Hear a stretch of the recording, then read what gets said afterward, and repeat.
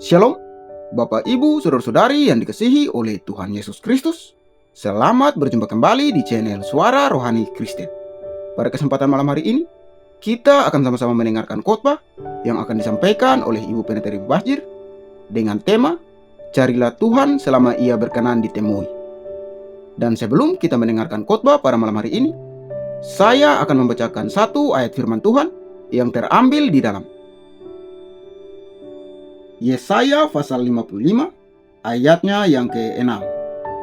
Carilah Tuhan selama Ia berkenan ditemui. Berserulah kepadanya selama Ia dekat. Silakan duduk Bapak Ibu yang terkasih, luar biasa ya, semangatnya dahsyat ya. Shalom. Terima kasih Pak Ambarita buat kepercayaannya. Saya boleh ada di tengah Bapak Ibu malam hari ini. Nama saya Debbie Basjir. Ada yang sudah mengenal saya? Nah, yang belum kenal angkat tangan. Berarti Anda kurang gaul. Iya, kalau belum kenal bisa subscribe channel YouTube saya Debbie Basjir TV ya. Jangan lupa. Iya, terima kasih sekali lagi ya dari Indonesia. Ini pertama kalinya saya ada dan datang di Sydney. Ya, semua karena anugerah Tuhan, semua karena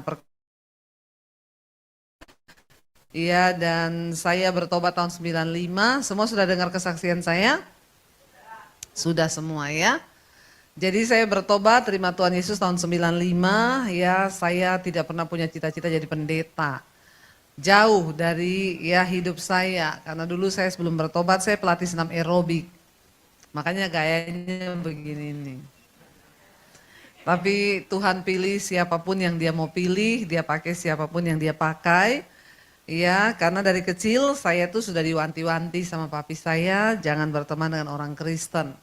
Ya, apalagi pacaran dengan laki-laki Kristen. Kalau sampai kamu menikah sama orang Kristen, papi saya bilang, lebih baik papi masuk penjara. Papi bunuh kamu daripada kamu bikin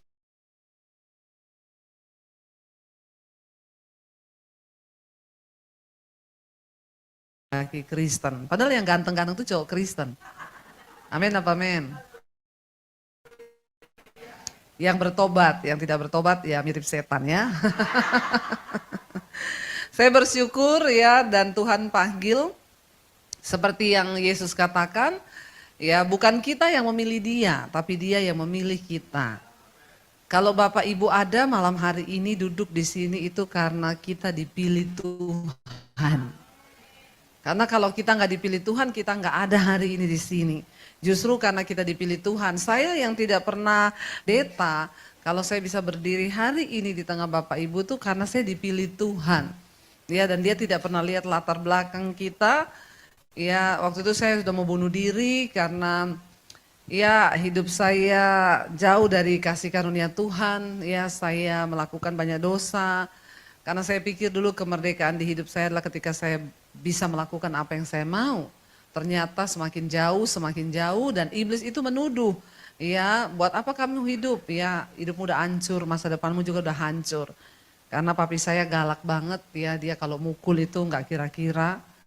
Ya dari kecil ya saya kalau dipukulin tuh biar merayap minta ampun juga nggak diampuni.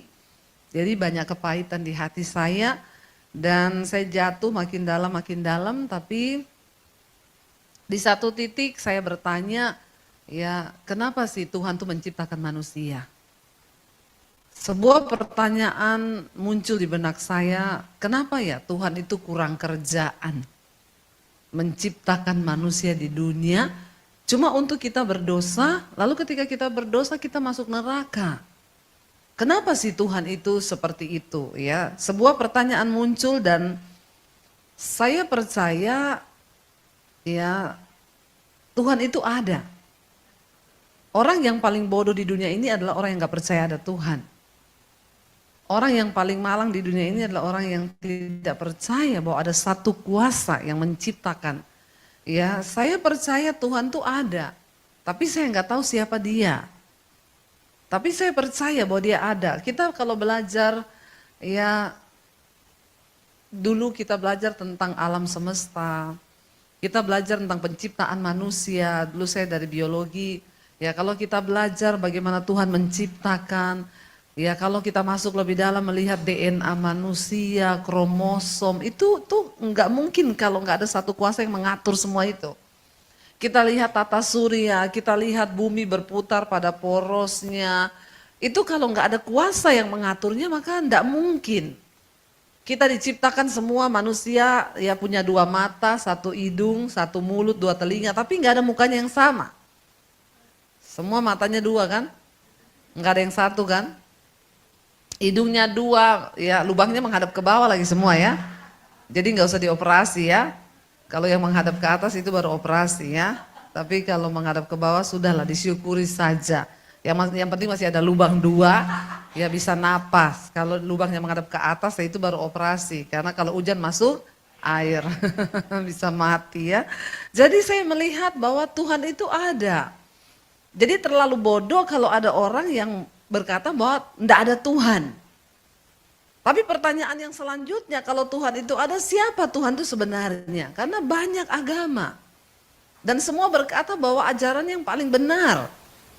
Ya, dan saya akhirnya ketika itu saya mau bunuh diri, saya mau mengakhiri hidup saya karena saya pikir semuanya udah hancur, semua nggak ada gunanya. Ya, tapi disitulah sebuah pertanyaan muncul. Saya bilang, Tuhan, sebelum saya mati bunuh diri, saya pengen ketemu Tuhan yang benar itu. Siapa engkau? Aku percaya engkau tuh ada dan engkau tahu pertanyaan di dalam hati saya hari ini, dan kalau memang engkau itu ada, tunjukkan dirimu kepada saya secara pribadi. Saya nggak minta apa-apa, saya cuma pengen ketemu Tuhan. Lalu setelah itu saya mati. Cuma itu aja Tuhan. Ya, saya penasaran dengan yang namanya Tuhan yang menciptakan saya. Ya, kenapa? Ada begitu banyak pertanyaan manusia di luar sana yang mencoba menggapai Tuhan. Dan saya baru menyadari setelah saya mengenal Tuhan Yesus, saya baru tahu ternyata ya makanya kekristenan itu bukan agama. Karena agama adalah usaha manusia untuk menjangkau Tuhan. Tapi kekristenan adalah Tuhan yang menjangkau manusia. Kalau kita berusaha menjangkau Tuhan maka nggak akan pernah bisa. Tapi ketika Tuhan yang menjangkau kita, ya itu baru bisa. Akhirnya saya malam itu berjumpa secara pribadi dengan Tuhan. Ketika saya menangis di kamar saya, makanya saudara banyak yang bertanya, saya kemarin baru pulang bawa rombongan ke Israel ya. Mereka pada bertanya, Bu, selama ibu datang ke Israel ini di tempat mana ibu paling kuat merasakan hadirat Tuhan? Saya bilang, saya paling kuat merasakan hadirat Tuhan waktu saya ada di kamar saya. Karena Yesus berkata, tempat yang paling tepat untuk engkau berdoa, masuk ke kamarmu, tutuplah pintu. Ya, dan di sanalah Tuhan akan datang kepada orang-orang yang berdoa di tempat yang tersembunyi. Waktu manusia itu mencari Tuhan, maka Tuhan itu akan menyatakan dirinya. Ya, karena itu di kitab Yesaya dikatakan, carilah Tuhan selama ia berkenan ditemui, dan berserulah kepadanya selama ia dekat. Karena ada saatnya nanti Tuhan sudah lagi tidak bisa ditemui. Ya, jadi selama dia masih bisa ditemui, carilah dia. Ya, saya satu kali di Jakarta mau pelayanan, rumah saya di Jakarta Selatan, saya mau pelayanan ke daerah kota. Saya naik Grab pagi-pagi. Ya, lalu sopirnya jemput saya, dia bilang, Ibu mau kemana? Saya bilang mau ke gereja. Jauh amat gerejanya dari Jakarta Selatan ke Jakarta Kota. Ya, saya bilang iya, saya ini soalnya pendeta, saya diundang untuk berkhotbah. Oh, ibu pendeta, sama dong, saya juga Kristen, Bu. Oh iya, iya puji Tuhan, masnya nggak ke gereja? Lalu dia ketawain saya, dia bilang ke gereja. Enggak, Bu, saya ke gereja cuma Natal sama Paskah. Terus saya bilang, oh berarti masnya Kristen kapal selam ya. Kalau Natal muncul, kalau sudah tertengah ya. Terus dia bilang, buat apa Bu ke gereja? Saya mau tanya ibu, buat apa ibu ke gereja? Saya bilang, ya orang mencari Tuhan. Lalu dia bilang, dia ketawain saya, Tuhan kok dicari-cari. Terus saya bilang, loh maksudnya, saya nggak pernah cari Tuhan Bu, karena Tuhan itu di hati. Nggak usah dicari. Kelihatan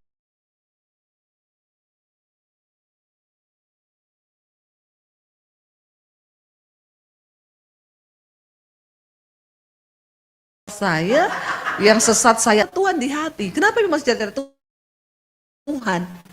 Terus saya bilang, oh begitu ya. Saya Bu maaf ya, walaupun saya mabok, saya tetap nyanyi lagu rohani.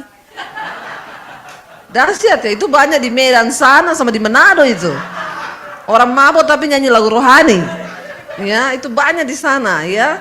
Iya ya, saya bilang, oh luar biasa ya Mas ya. Iya, saya biar mabuk tetap Bu, yang keluar tuh lagu rohani. Karena Tuhan di hati. Mantap ya saya bilang. Saya kehilangan kata ngomong sama orang begini ya. Akhirnya Tuhan tuh taruh sebuah perkataan di hati saya. Saya bilang, oh jadi Masnya yakin Tuhan di hatimu? Iya. Pertanyaan saya Mas, apakah kamu ada di hati Tuhan? Ya, dia langsung diam. Dia bilang, kalau itu saya tidak tahu Ibu. Saya bilang, jadi begini Mas, banyak orang ngaku-ngaku mengenal Tuhan. Tapi hanya sedikit yang dikenal oleh Tuhan. Dan Alkitab berkata, Yesus bilang di akhir zaman nanti dia baru akan berterus terang. Orang datang mengaku, Tuhan aku melakukan mujizat demi namamu, aku usir setan demi namamu. Aku membangkitkan orang mati demi namamu. Tuhan bilang, disitulah bahwa aku tidak mengenal engkau karena engkau pembuat kejahatan. Jadi ngeri loh ketika Yesus baru berterus terang. Jangan sampai kita sudah pede merasa kita menjadi Kristen, kita melayani Tuhan. Tapi ternyata Tuhan tidak mengenal kita. Ya, mari kita sungguh-sungguh mencari Tuhan, melakukan apa yang terbaik. Saya pengen kita baca yuk, baca bersama Roma pasal 12. Ayat yang pertama dan ayat yang kedua, ini ayat hafalan ya, bahkan dari sekolah minggu.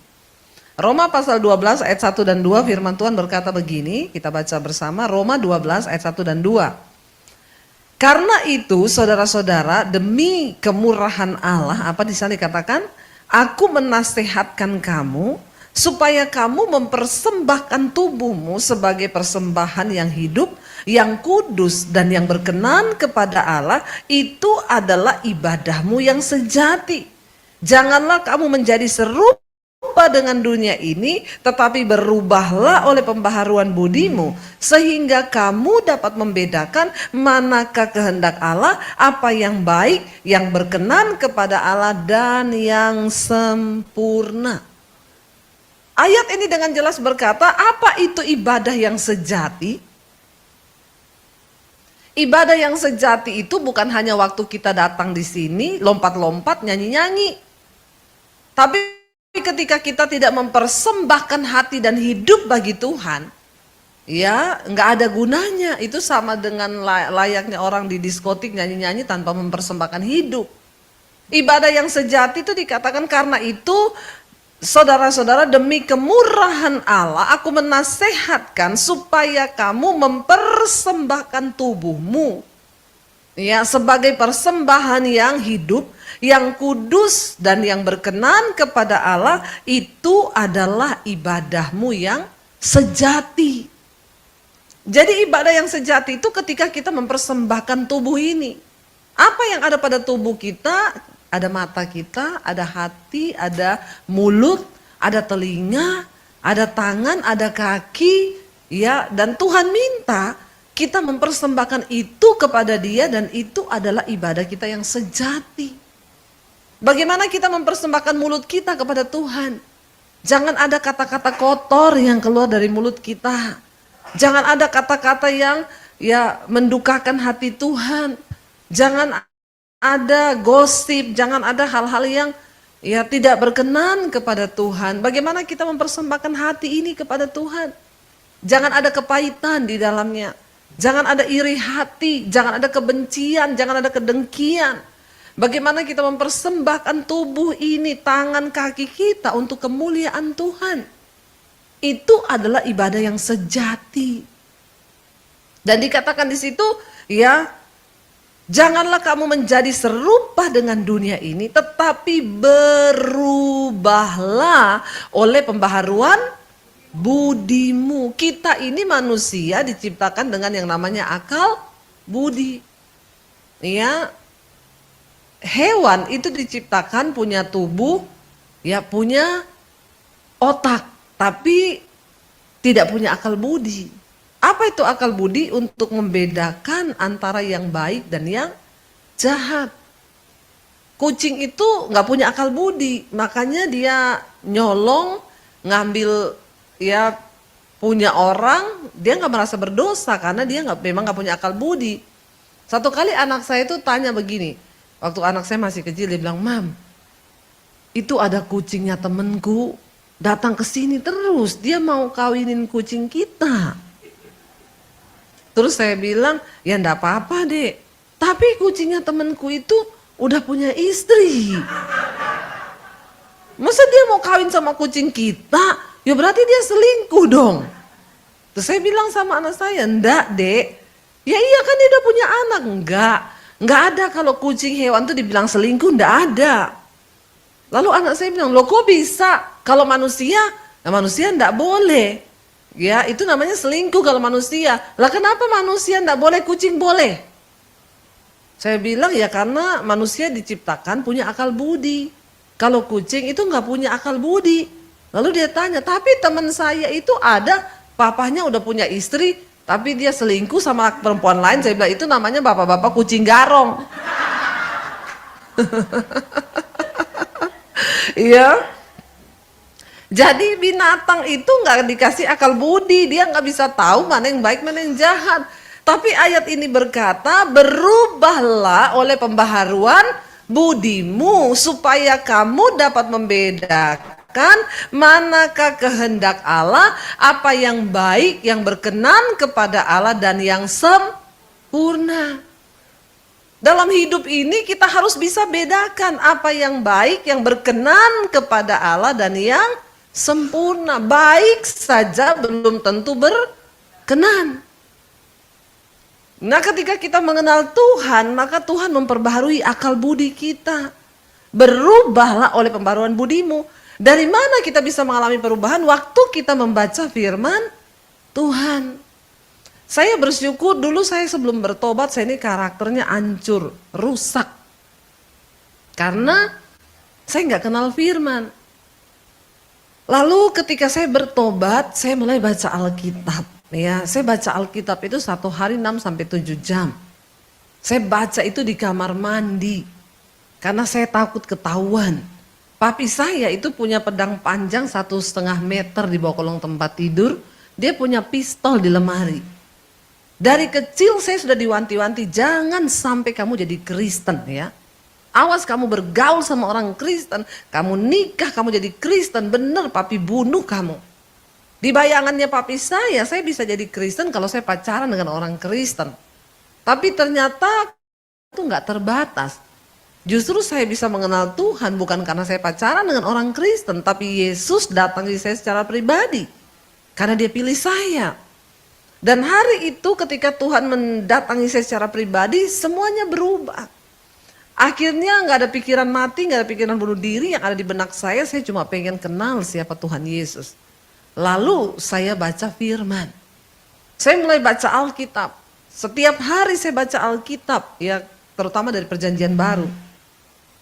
Saya ke gereja, saya diam-diam, saya pakai baju senam dari rumah. Sampai di gereja saya dikasih Alkitab. Ya saya mulai baca Alkitab. Setiap firman yang saya baca itu saya menemukan sesuatu yang begitu berharga bagi jiwa saya. Saya nggak tahu apakah orang Kristen juga mengalami itu. Tapi saya mengalami itu. Seperti dibukakan semua tulisan itu menjadi hidup dan benar-benar mengubahkan hidup saya. Terutama ketika saya baca Perjanjian Baru, apa yang Yesus katakan, surat-surat dari Rasul Paulus. Itu sangat-sangat, ya kayak saya menemukan jiwa itu seperti menemukan satu makanan yang dahsyat begitu. Dalam diri saya harus melakukan ini. Ya, saya harus mempraktekkan ini. Saya harus ya menjadi pelaku firman ini.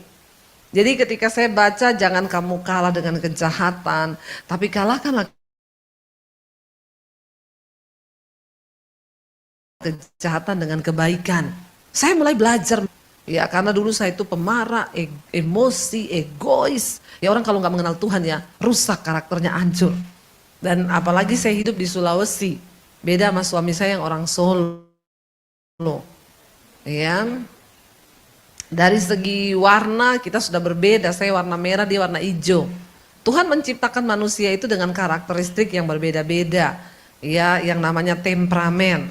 Ya, saya nih koleris tinggi, api, merah. Suami saya itu flegmatik.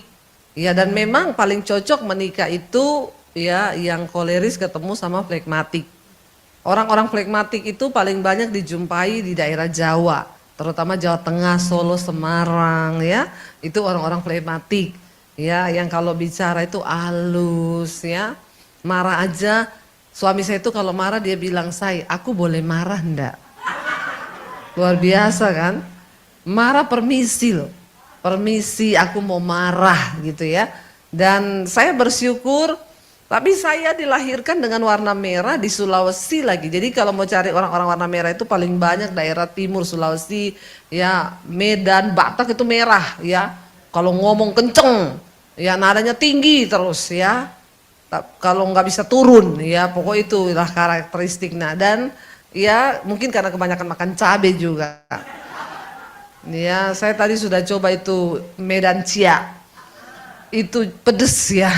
Jadi ya, jadi karakter itu Tuhan itu sebenarnya baik. Ya, dia menciptakan itu semua bagus. Bukan berarti yang merah itu jelek. Kalau nggak ada orang merah tuh nggak ada pemimpin di dunia ini. Ya, tapi kalau merah semua maka peranglah dunia ini terus. Ya, bukan berarti yang hijau itu jelek. Ya, hijau itu baik, dia pendamai. Ya, tetapi kalau semua orang hijau, ya maka tidurlah seluruh dunia ini. Jadi Tuhan itu memperlengkapi, semuanya itu bagus. Dan akhirnya karakter saya ya dibentuk, apalagi ditambah dengan kepahitan, ya ditambah dengan sakit hati yang menumpuk. Saya tuh banyak menjumpai dalam pelayanan ternyata banyak orang-orang Kristen yang sakit jiwa. Saya kalau bicara tentang sakit jiwa itu bukan berarti yang lari-lari di jalan, yang buka baju di jalan itu sudah sakit jiwa. Itu banyak, mereka duduk di gereja setiap minggu, tapi jiwanya sakit. Ya, tersinggungan, kepahitan, marah, emosian itu sakit jiwa. Ya, tapi kadang-kadang mereka tidak menyadari. Dan penting bagi kita untuk hari-hari ini menyembuhkan jiwa kita ini. Kenapa Bapak Ibu? Karena manusia itu terdiri dari tubuh, jiwa, dan roh. Tubuh ini kalau kita mati, langsung Alkitab bilang kembali menjadi tanah, busuk, dimakan ulat.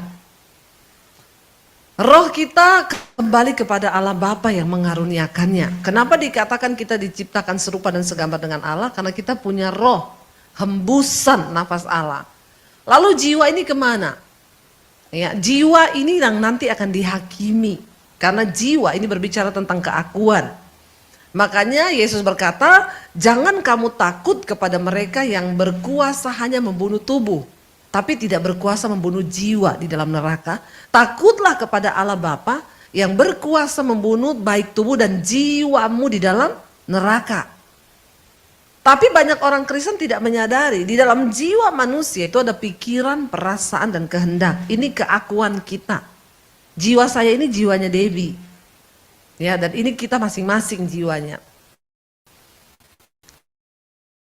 Nah, ketika pikiran, perasaan, dan kehendak kita itu tidak diubah, makanya dikatakan berubahlah oleh pembaharuan budimu. Ini bicara tentang jiwa yang harus kita rubah. Ya, makanya Daud berkata, hai jiwaku, mengapa engkau tertekan di dalam diriku? Pujilah Tuhan, hai jiwaku. Ya, jadi Daud tubuhnya memerintahkan jiwanya untuk memuji Tuhan. Kita harus belajar mempraktekkan itu Bapak Ibu. Ketika engkau jengkel, ketika engkau marah, ketika engkau tertekan, engkau harus berkatakan kepada jiwamu, hai jiwaku, jangan engkau gundah gulana di dalam diriku, pujilah Tuhan. Ya, supaya jiwa kita sehat.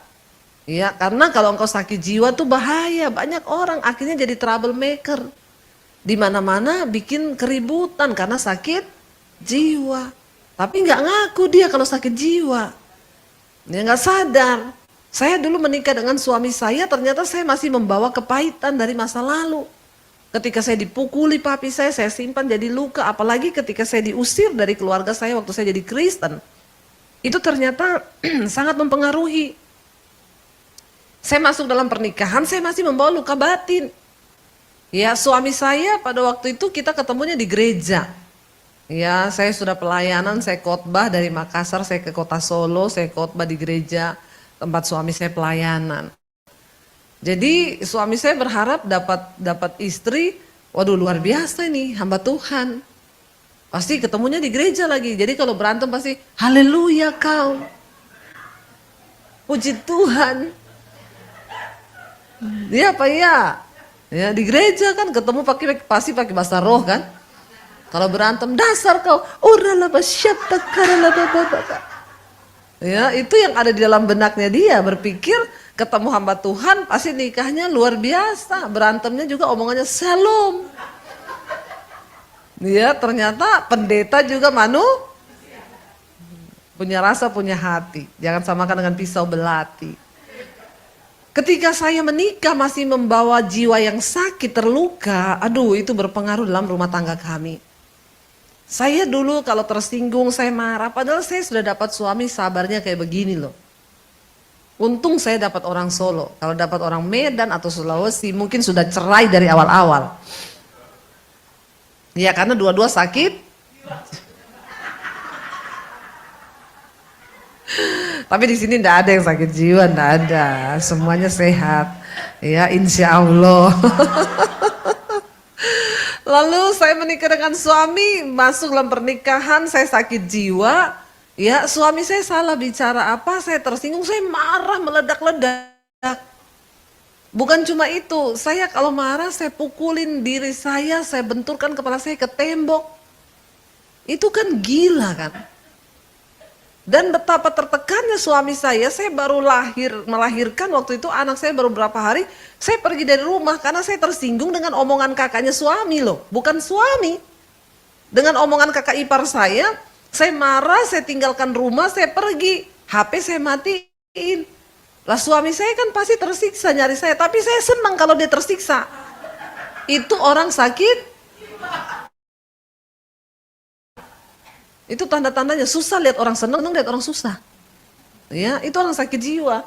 Jadi saya senang, biarin aja. Teman saya bilang, kasihan loh, kamu nggak hidupin HP, pasti suamimu udah nyari-nyari, biarin. Nanti dia pasti tertekan loh mikirin kamu sama anak yang baru berapa hari, biar. Saya senang kalau dia padahal bukan salahnya suami saya. Jadi kami hidup dalam rumah tangga yang seperti neraka. Sampai akhirnya suami saya itu selalu ngomong kalau kita bertengkar, ya dia tuh selalu ngomong, "Say, kayaknya kamu itu masih punya luka batin." Saya marah. Kamu tahu apa? Saya ini hamba Tuhan ya. Saya doakan pelepasan orang luka batin loh. Saya lepaskan orang kepahitan loh. Jadi kamu jangan coba-coba ngomong saya ini sakit jiwa. Marah saya, saudara. Ya, Yesus datang bukan untuk orang sehat, tapi untuk orang sakit. Tapi kalau orang itu mengaku bahwa dia sakit, bagaimana orang bisa sembuh kalau dia tahu bahwa dirinya sakit, dia cari dokter berobat. Masalahnya banyak orang tidak tahu kalau dia sakit, dia pura-pura sehat. Padahal sakit. Ya harusnya kita mengakui kalau kita ini sakit, kenali tanda-tanda sakit jiwa. Ya, karena yang pada akhirnya akan dihakimi Tuhan itu jiwa. Makanya Alkitab berkata, selamatkan jiwa. Ya, jiwa itu yang menjadi perhatiannya Tuhan. Lalu saya marah sama suami, saya bilang dia gini, saya itu udah pelayanan, saya begini. Akhirnya satu malam kami berantem hebat. Ya, cuma masalah-masalah sepele yang bikin kita berantem. Enggak ada masalah yang heboh, enggak, karena saya sakit jiwa, tersinggung dikit marah, tersinggung dikit emosi. Sampai satu kali suami saya bilang, "Say, kamu itu kayaknya masih luka batin sama papimu." Saya marah, lalu dia bilang, "Coba kamu anggap saya papimu, kamu bilang kamu mengasihi papi." Wah, di situ saya nggak bisa, Bapak Ibu. Saya berontak, lalu suami saya ambil gitar, dia nyanyi, kami berdoa, ya Berjam-jam suami saya berdoa buat saya manifest, dan setelah itu ya dia nyanyi pujian, kasih dari surga memenuhi tempat ini. Dia layani pelepasan saya, dan setelah itu baru dia bilang, coba kamu lihat aku. Anggap aku papimu. Bilang bahwa kamu mengasihi papi. Baru di situ saya bisa lihat suami saya, ya, lalu saya peluk dia, saya bilang saya sayang sama papi, saya mengasihi papi, saya lepaskan pengampunan buat papi. Dan di situ luka batin saya disembuhkan Tuhan. Dan apa yang terjadi? Ketika saya sembuh, karakter saya berubah. Saya nggak pernah lagi emosi yang meledak-ledak. Saya nggak pernah pukul diri saya nggak pernah benturkan kepala saya ke tembok, saya nggak pernah pergi dari rumah kalau ribut. Jadi ternyata jiwa yang sakit itu sangat mempengaruhi karakter kita. Makanya Alkitab berkata, ibadah yang sejati itu mempersembahkan tubuh. Dan berubahlah oleh pembaharuan budimu. Apa yang bisa merubah, apa yang bisa menyebabkan kita ini budinya berubah, ya, pembaharuan budimu itu firman. Waktu kita baca Alkitab, Alkitab bilang kan firman Tuhan itu memang bermanfaat untuk menyatakan kesalahan, untuk menegur orang, bahkan untuk memperbaiki kelakuan. Ya, firman Tuhan itu pelita bagi jiwa kita. Waktu kita belajar melakukan firman, kita baca Alkitab, ya, bahkan firman itu memerdekakan. Saya mulai diubahkan Tuhan. Ya, saya mulai terus diubahkan Tuhan. Ya, karena memang bahaya, ya, ibu-ibu, ternyata banyak sekali konflik yang terjadi dalam kehidupan kekristenan. Itu karena orang-orang yang masih sakit jiwa. Baik itu dalam rumah tangga, persoalan antara mertua dengan menantu, ipar dengan saudara, itu semua terjadi karena banyak orang yang sakit jiwa. Tapi tidak banyak yang menyadari akan hal itu. Ya, dan kalau kita semua menjadi pelaku firman, maka saya percaya, ya, hidup ini akan diubahkan Tuhan. Saya pernah layani di retreat wanita. Tiba-tiba ada satu orang ibu dibawa oleh para pendoa kepada saya. Mereka bilang, Bu Debbie, doakan Bu ibu ini. Kalau saya lihat model ibu itu, saya nggak mau berdoa buat dia. Tapi ya saya lihat sih usahanya para pendoa yang sudah membawa dia. Ya, dia dibawa ke saya, dia tuh modelnya begini, ngeliatin saya sambil gini. Jadi saya tanya, ini ibu mau didoakan? Mereka bilang, iya Bu, tolong Bu. Tapi lihat modelnya saya nggak mau sebenarnya berdoa, karena kan orang itu kalau mau didoakan kan ya kelihatan ya. Tapi ya udahlah, saya bilang oh ya udah, karena mereka bilang tolong. Yaudah saya berdoa, saya juga berdoa ya seasalnya aja ya. Karena dalam hatiku ini orang nggak mau didoakan juga, ngapain dibawa ke depan. Tapi ya sudah, saya bilang Roh Kudus jamah dia, biar Roh Kudus yang beracara. Waktu saya tumpang tangan, dia jatuh, dia menggelepar. Waduh, saya nggak pernah lihat yang kayak begini, dia menggelepar, benar-benar menggelepar. Lalu para pendoa itu datang, ya, dia ditengking dalam nama Yesus. Wah, semakin menjadi dia menggelepar. Saya lihat ini udah nggak beres nih ibu ini. Jadi saya datang, saya bilang sama pendoa, nggak usah ditengking, minggir. Mereka semua minggir, saya bisik di telinganya. Tiba-tiba ibu ini diam. Terus pendoa tanya, ibu tadi ibu bisik apa ya? Saya bilang mau tahu atau mau tahu banget. Terus, iya Bu, mau tahu, Bu, mau tahu banget, kasih tahu nggak ya? Mereka udah tengking, dia nggak berhenti, malah tambah, semakin banyak yang datang, semakin menggelepar.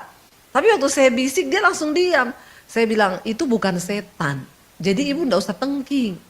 Ya kalau setan tuh kita tengking lah. Terus ibu tadi bisik apa? Mau tahu nggak saya bisik apa sama dia? Bu, nggak usah alay lebay, berhenti. Alay lebay, karena sakit jiwa. Dia cari perhatian. Akhirnya dia langsung berhenti. Setelah makan siang, saya panggil ibu itu datang. Bu, sini duduk sama di meja saya. Ibu kenapa? Ya, ada apa dengan jiwamu?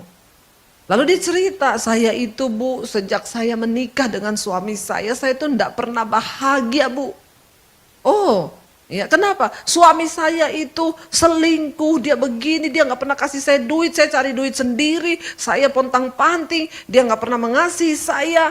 Ya, Sampai terakhir waktu saya hamil anak yang ketiga, jadi saya tanya, ibu tidak bahagia dengan suami? Heeh. Kenapa anak sampai 3? Nggak bahagia anak 3 loh. Kalau bahagia berapa itu? 12. Untung nggak bahagia ya. Orang itu kadang kalau ngomong ya, nggak bahagia anak 3 ya. Lalu dia bilang waktu saya hamil anak yang ketiga bu, dia ngaku sama saya dia punya perempuan lain. Dia minta uang, dia mau pergi. Saya bilang, kamu itu loh, kamu nggak takut sama Tuhan. Nggak ada yang saya takuti di dunia ini, termasuk Tuhan. Terus ya udah dia ambil uang saya, dia pergi bu begitu. Terus saya tanya, terus setelah itu nggak berapa lama bu, saya dikabari itu tabrakan. Lalu saya cepet-cepet datang bu, saya datang. Maaf ya bu, kepalanya pecah. Terus saya bilang, tapi puji Tuhan masih hidup ya. Enggak bu, mati bu. Saya lebih bingung lagi. Kenapa? Karena saya pikir, jadi ibu dari tadi cerita kepahitan ini sama suami ibu. Dan suami ibu itu sudah mati, sudah bu. Sudah 11 tahun yang lalu. Dan itu masih kepahitan sampai sekarang. Saya bu kalau ingat dia, saya bilang, mampus kau sampai di neraka jahanam. Astagfirullah, subhanallah Bapak Ibu. Ada manusia begitu, makanya modelnya ibu itu. Saya bilang gini, saya yakin anak pasti tidak mau deket sama kau. Pasti mantumu orang-orang tuh pasti mau deket sama kau. Kenapa? Itu sakit. Orang yang sakit jiwa itu cenderung melukai orang lain. Orang yang sakit jiwa itu cenderung bikin masalah. Kenapa? Karena jiwanya ini bermasalah. Ya, jadi saya yakin dia bilang, iya kok ibu tahu anak saya nggak ada yang mau deket tinggal sama saya. Iya, saya aja baru lihat ibu dan ya, ibu tidak ada pilihan lain hari ini. Ibu buka hati dan jiwamu bagi firman Tuhan. Bagaimana sekiranya? Kenapa ibu masih ingat udah 11 tahun betapa ruginya engkau hidup ditawan sama setan jiwamu. Lalu dia mulai buka hati, saya bilang, lepaskan pengampunan. Kalau enggak hidupmu sekarang akan bermasalah, anak-anakmu benci sama kau. Kadang orang sakit jiwa itu berpikir, kenapa ya enggak ada yang sayang sama saya, semua orang menyakiti saya. Anakku menyakitiku, mantuku menyakitiku, semua orang menyakitiku. Padahal yang sakit dia. Jadi mari kita mengerti hari ini, apa itu menjadi Kristen, mengalami kebangunan rohani. Kebangunan rohani itu bukan lagi hal-hal yang kita didoakan tumbang, mau tumbang 1000 kali pun. Kalau engkau tidak menyadari bahwa jiwamu itu membutuhkan Tuhan dan firman Tuhan, maka percuma. Ada orang-orang di gereja itu setiap kali didoakan, dia maju terus. 1000 kali pendeta altar call, 1000 kali dia maju. Tapi hidupnya nggak pernah berubah. Ya itu biar mau ditumpang kaki juga nggak bisa Pak. Ya, jangankan tumpang tangan, tumpang kaki juga nggak bisa. Karena dia tidak menyadari. Ya mari kita menyadari bahwa aku perlu disembuhkan. Kalau ada kepahitan, ada luka batin, kekecewaan, itu buang semuanya. Ya, supaya jiwamu itu dikatakan setelah engkau diperbaharui jiwamu, berubahlah oleh pembaharuan budimu. Setelah itu dikatakan sehingga akibatnya apa? Sehingga kamu dapat membedakan.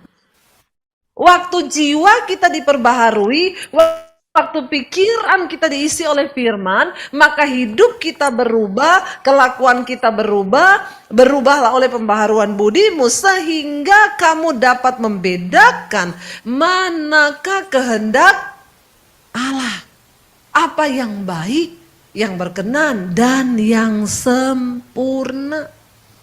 Kenapa kita ikut Tuhan? Kenapa kita datang ke gereja? Kenapa kita baca Alkitab? Supaya kita tahu apa yang namanya kehendak Tuhan.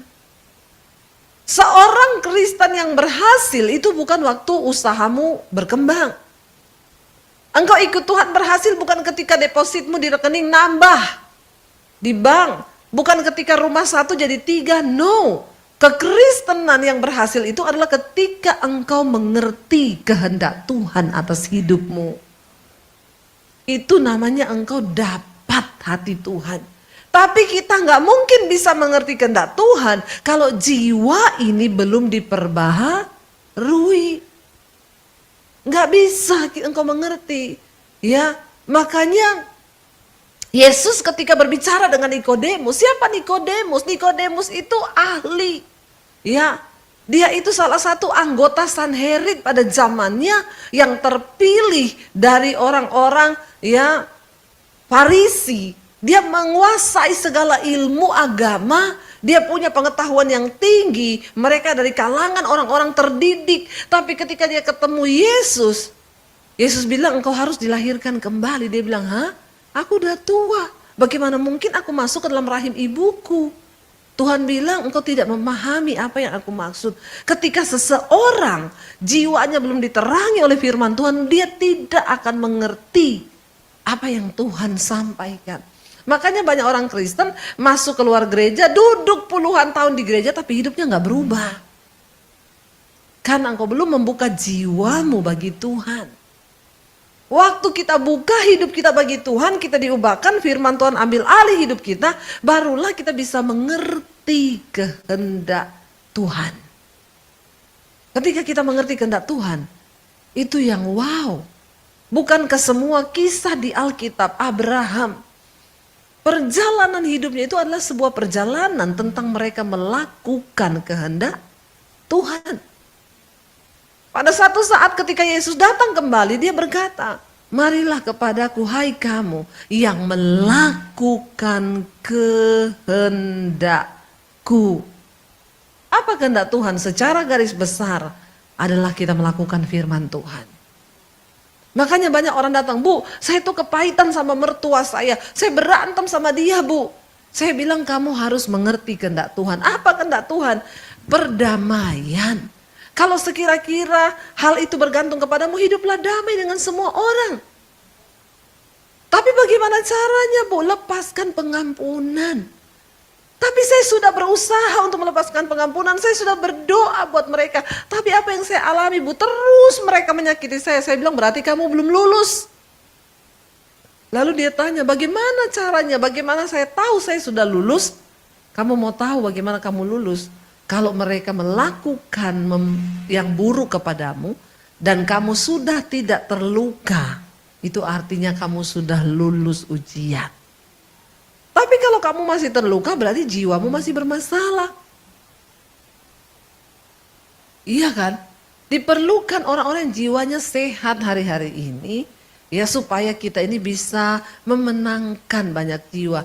Bapak Ibu, di luar sana begitu banyak orang yang sedang berjalan menuju kebinasaan. Sebenarnya cuma satu, karena jiwanya itu gak ketemu Tuhan.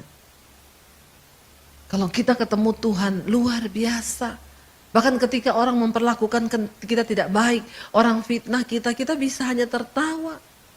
Dan berkata, oh enggak apa-apa, maklum ya.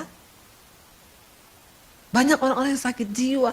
Tapi kalau jiwamu sehat, gak ada satu pun di sekelilingmu yang bisa lagi mengusik itu. Karena jiwamu dikuasai oleh firman Tuhan.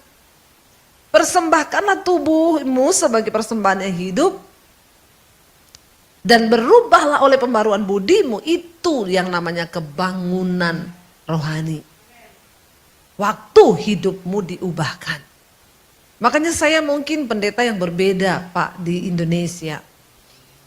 Karena saya mengajarkan dalam prinsip pelayanan saya, jangan cari-cari pendeta.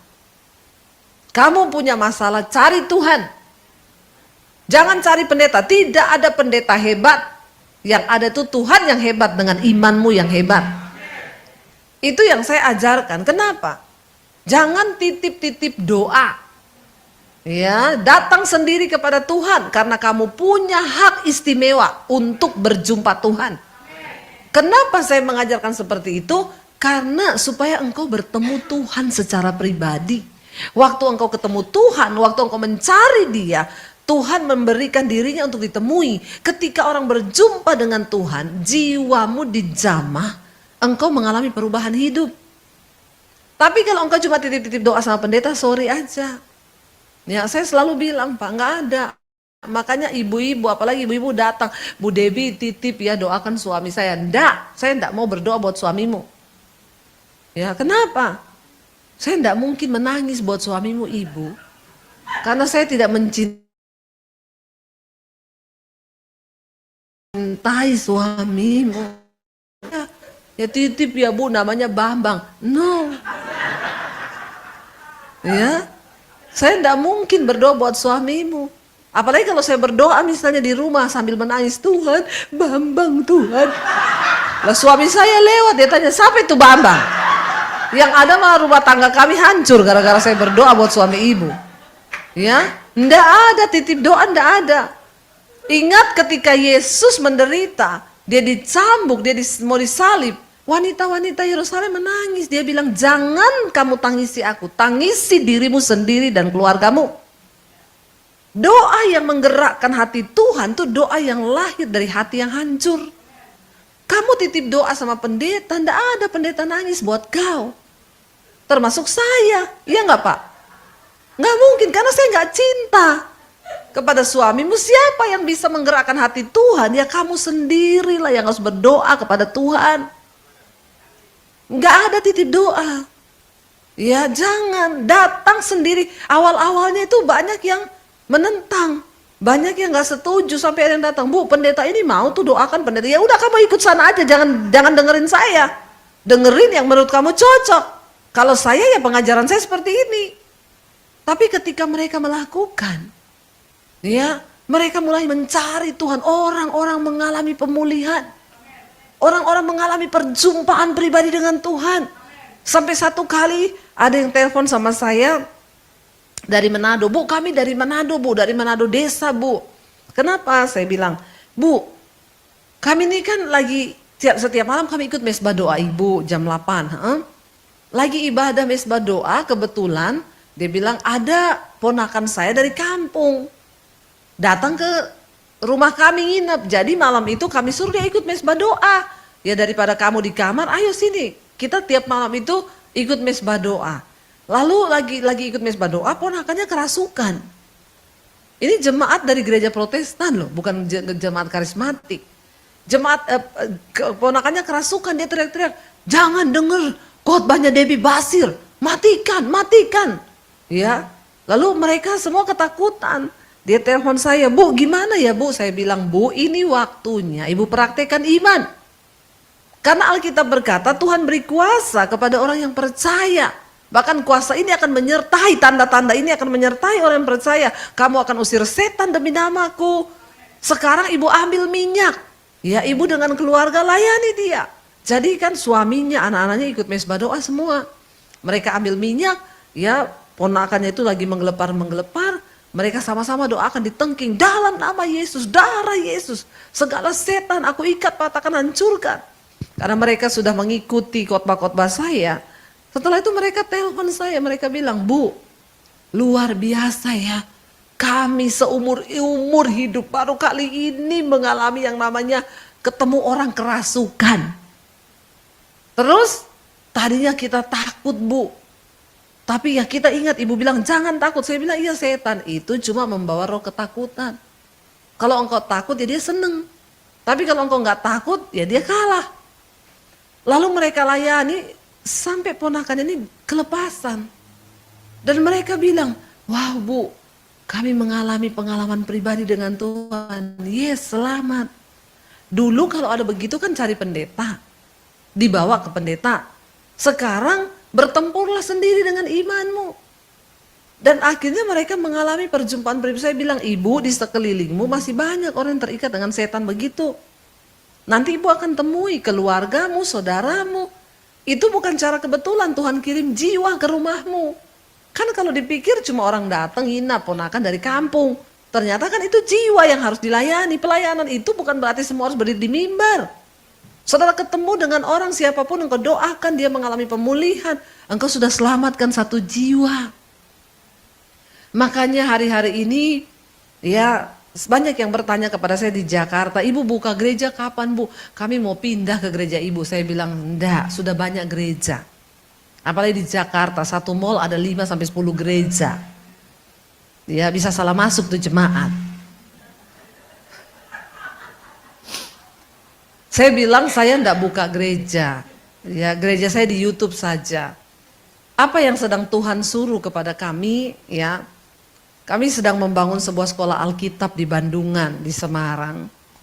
Dan karena satu hal saya dapatkan, Tuhan tuh berkata begini, gereja di akhir zaman hanya berbicara tentang tuayan. Tapi yang menjadi warning yang Yesus bilang, memang tuayan banyak tapi penuai sedikit. Persiapkan penuai di akhir zaman. Lalu Tuhan itu taruh di hati saya untuk saya bikin sekolah ini hanya 6 bulan. Sekolah misi, kami nanti akan sekolahkan orang-orang dari kampung mereka yang miskin, gak punya uang. Mereka, ya kalau Tuhan yang menyuruh maka Tuhan yang mempersiapkan. Puji Tuhan, ya kami kejar bulan Juli ini selesai, Agustus kita sudah mulai sekelas untuk 100 orang setiap angkatan. Dan saya melihat bagaimana Tuhan bekerja. Kenapa Bapak Ibu? Karena kami rindu Indonesia. Kalau kita masuk sampai ke desa-desa itu banyak yang sudah dihijaukan. Toraja, Manado, ya banyak sekali.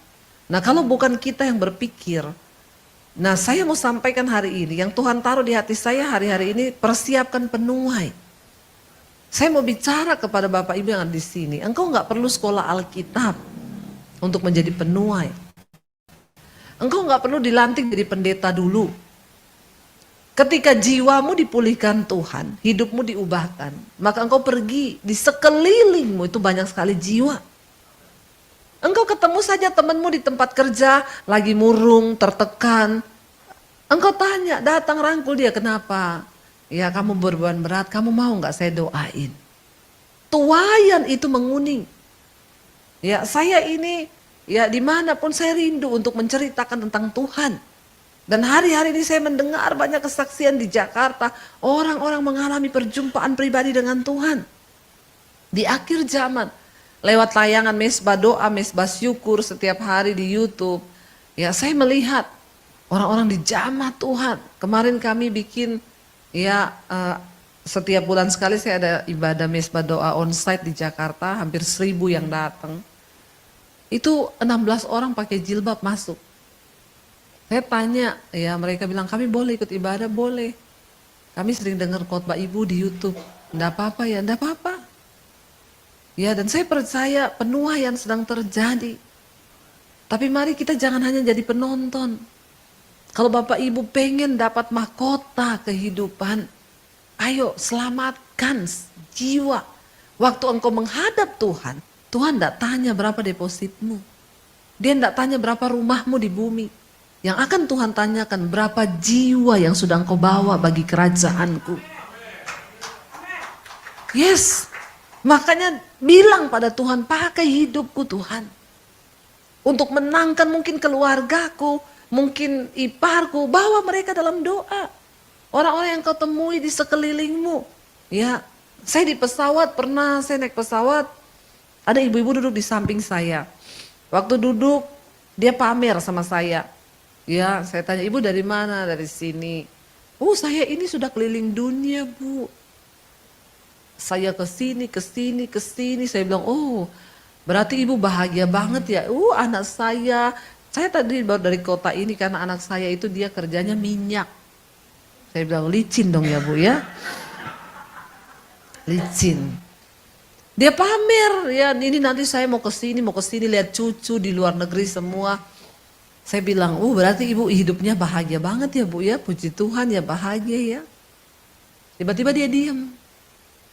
Ya, dia bilang saya ini dari kota ini Bu, sebenarnya saya menghadiri persidangan perceraian anak saya. Terus saya bilang, oh yang minyak itu, licin itu, iya. Bercerai, padahal anak-anaknya sekolah di luar negeri, masih membutuhkan kasih sayang, tapi ini orang tuanya bercerai. Lalu dia mulai cerita, anak saya juga yang di sini hidupnya hancur begini. Saya baru tahu, ya ternyata banyak orang itu yang dibalut dengan hal-hal yang di luar kelihatannya bahagia. Ya, padahal di dalam tuh hancur dan kropos. Dan setiap orang tuh pasti punya cerita. Akhirnya saya mulai ngobrol dengan dia, saya bilang, Bu, Ibu percaya kepada Tuhan, yang paling manusia butuhkan di dunia ini adalah Tuhan. Dan dia bukan Kristen. Saya bilang, Bu, saya bersaksi kepada dia, saya itu dulu dari seberang. Saya ketemu Tuhan Yesus, saya cerita gini. Dia dengerin kebahagiaan hidup dalam manusia itu. Bu, kenapa anak ibu kaya raya, tapi hidupnya hancur? Karena jiwa mereka kosong, tidak punya Tuhan. Lalu dia mulai menangis. Akhirnya saya rangkul, saya bilang, Ibu, saya mau berdoa buat Ibu. Ibu mau? Terima kasih, Bu. Saya doakan di pesawat, dia nangis sampai saya takut nih pramugari pikir saya apain dia ya. Tapi ya sudah, dia mengalami lawatan Tuhan. Setelah itu ya saya kenalkan diri, saya ini pendeta. Oh, terima kasih ya Ibu. Ibu di Jakarta tinggal di mana? Di daerah ini. Ibu kalau ada gereja, Ibu cari gereja. Iya, tetangga saya banyak yang Kristen, Bu. Saya sering diajak ke gereja. Ibu tinggal sendiri ya? Iya. Anak-anak saya semua tinggal di kota lain. Ya udah, Ibu cari Tuhan. Iya, Bu. Nanti kalau saya sampai di Jakarta, saya mau ke gereja. Tetangga saya ngajak terus, tapi saya nggak pernah mau. Tapi tadi Ibu ngobrol dengan saya. Iya, Bu. Saya bilang anak-anak Ibu perlu Tuhan. Siapa yang akan membawa mereka? Kalau Ibu sudah ketemu Tuhan, Ibu bisa membawa mereka untuk ketemu Tuhan. Dan dia nangis hari itu, dia mengalah kasih, Bu. Saya rasa jiwa saya hari ini bisa plong. Kadang orang itu bingung, dia mau nangis di mana, dia mau taruh di mana semua persoalan hidup yang menekan di dalam jiwa. Engkau ke psikiater cuma dikasih obat supaya tenang, tidur. Tapi ketenangan yang sejati itu ketika jiwamu dipenuhi dengan Tuhan. Bahkan ketika ada Tuhan dalam jiwa kita, di tengah badai pun kita pasti bisa menjadi tenang. Sebab Tuhan yang beserta dengan kita. Amin Bapak Ibu. Saya pengen hari ini kita sama-sama cari Tuhan. Izinkan mungkin suami saya bisa main ya, kami berdua boleh ya. Hari ini melayani Tuhan ya, suami saya. Kita mau naikkan pujian di tengah badai yang bergelora. Ya, biar Tuhan saja yang menjadi kekuatan bagi jiwa kita. Ya, biar suami saya aja, yang lain enggak usah ya. Bapak Ibu, saya pengen kita semua hari-hari ini datang kepada Tuhan. Ya, serahkan hidup kita dan bilang, Tuhan ubahkan kami. Ya, supaya jiwa kami diperbaharui. Dan itulah kebangunan rohani. Waktu hidup kita diubahkan dan kita memulihkan orang yang lain. Kita mau bilang hari ini, lingkupiku Tuhan. Ya, dengan kuasa-Mu penuhi kami Tuhan. Sehingga badai sebesar apapun di sekeliling kami pasti bisa. Nggak usah biar saya dan suami ya. Terima kasih. Mari kita bangkit berdiri bersama. Bapak, Ibu, saudara-saudari yang dikasihi oleh Tuhan Yesus Kristus, kita telah bersama-sama mendengarkan khotbah yang telah disampaikan oleh Ibu Pendeta Ribu Basjir dengan tema Carilah Tuhan selama Ia berkenan ditemui. Kiranya lewat khotbah yang telah kita dengar pada malam hari ini memberkati setiap kita orang percaya. Dan di akhir video ini kita akan sama-sama menyaksikan suatu renungan firman Tuhan yang akan disampaikan oleh Ibu Cornelia. Selamat menyaksikan. Tuhan Yesus memberkati. Selamat malam Bapak Mama yang diberkati oleh Tuhan. Pada malam hari ini mari kita siap mendengarkan firman Tuhan dan merenungkan itu dalam kehidupan kita. Di dalam firman Tuhan Mazmur 112, judul bacaan bahagia orang benar. Ternyata kita hidup dalam Tuhan, kita berbahagia karena orang yang hidup takut akan Tuhan, dia berbahagia di muka bumi. Dalam ayat yang pertama dia katakan, haleluya, berbahagialah orang yang takut akan Tuhan, yang sangat suka kepada segala perintahnya, anak cucunya akan perkasa di bumi. Ternyata ada kata kunci di dalam firman, takut akan Tuhan dan selalu senantiasa mau melakukan apa maunya Tuhan, hidupnya diberkati. Bapak mama saudara sekalian yang diberkati oleh Tuhan, di dalam firman ini dia mengajari kepada kita bahwa takut akan Tuhan. Dan kita dikatakan berbahagia karena kita yang memiliki hati yang tulus dan hati yang suka menerima akan firman Tuhan. Dan kita dikatakan berbahagia karena kitalah yang menjadi pelaku firman. Orang yang sangat suka kepada firman dan yang ikut segala perintahnya Tuhan, maka hidupnya diberkati. Sehingga di dalam ayat yang kedua dari firman Tuhan, di mana dia katakan anak cucunya akan perkasa di muka bumi, angkatan orang benar akan diberkatinya. Ternyata kita belajar firman Tuhan, takut akan Tuhan, anak cucu kita pun diberkati oleh Tuhan. Diberkati apa saja yang kita lakukan, kita gumuli dalam hidup kita, maka kita diberkati sampai datang kepada anak cucu kita. Bapak mama saudara sekalian yang diberkati oleh Tuhan, dalam ayat yang ketiga dari firman Tuhan, dia katakan harta dan kekayaannya ada di dalam rumahnya, kebajikannya tetap untuk selama-lamanya. Bapak mama saudara sekalian yang diberkati oleh Tuhan, mari kita sebagai umat pilihan Allah, kita belajar takut akan Tuhan dan kebajikan Tuhan tetap untuk selama-lamanya menjadi bagian dalam kehidupan kita selagi kita dipercayakan di muka bumi.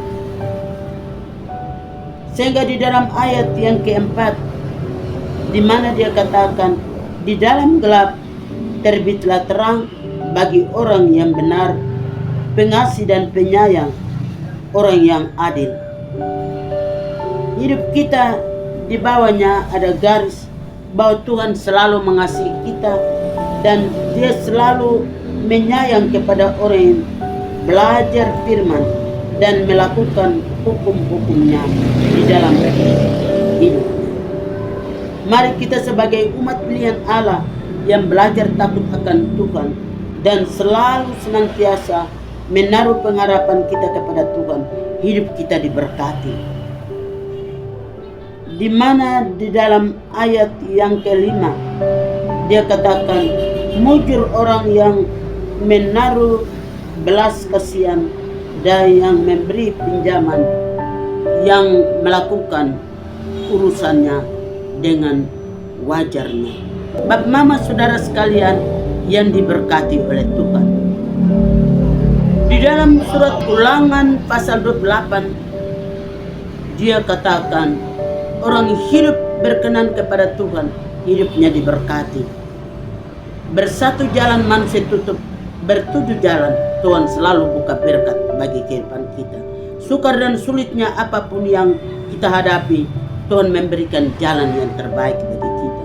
Bapak mama saudara sekalian yang diberkati oleh Tuhan, di dalam ayat yang ke-6 dia katakan sebab ia takkan goyah untuk selama-lamanya, orang benar itu akan diingat selama-lamanya. Orang yang benar di mana saja dia berada, dia selalu bersama-sama dengan Tuhan. Tuhan jaga dia seperti biji matanya. Sehingga Pemazmur 17 ayat yang ke-8, Tuhan jaga orang itu seperti biji matanya. Langkahnya diawasi oleh Tuhan. Orang yang jujur, orang yang benar, hidupnya diberkati oleh Tuhan.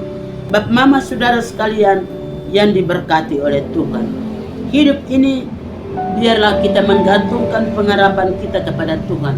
Siang dan malam hidup kita diberkati oleh Tuhan. Apapun kesulitan kita, Tuhan ambil alih. Tuhan memberikan jalan yang luas bagi kehidupan kita. Sebagaimana Pemazmur 91 ayat yang ke-14, hati kita melekat kepada Tuhan, maka Tuhan akan luputkan kita dari segala mara bahaya. Sehingga di dalam ayat yang ke-8, hatinya teguh, ia tidak takut, sehingga ia memandang rendah para lawannya. Tidak pernah ia takut menghadapi musuh dan setru. Maka walaupun ada musuh dan setru, selalu ada di tengah-tengah orang yang takut akan Tuhan. Maka Tuhan membela orang-orang yang takut akan Tuhan. Bapak mama saudara sekalian yang diberkati oleh Tuhan, di dalam ayat yang ke-9 dia katakan, ia memberikan kepada orang miskin kebajikannya tetap untuk selama-lamanya, tanduknya meninggi dalam kemuliaannya. Di dalam ayat yang terakhir dari Pemazmur 112, di mana dia katakan, orang fasik melihatnya lalu sakit hati, ia menggertakkan giginya lalu hancur. Keinginan orang fasik akan menuju kepada kebinasaan. Ternyata orang fasik hidupnya tidak akan aman dan mengerahkan pikirannya tertuju kepada dunia ini, maka menuju kepada kebinasaan. Biarlah pada malam hari ini, Bapak Mama, saudara sekalian, anak-anak yang berbahagia, mari kita menaruh harapan kita kepada Tuhan. Dan malam ini kita bawa pulang firman Tuhan dalam hati kita, sebab hati kita adalah baiknya Allah dan hati kita tidak bisa dikotori dengan apapun. Maka hidup kita diberkati mulai dari malam ini sampai Tuhan datang, di dalam nama Bapa, Anak dan Roh Kudus. Amin.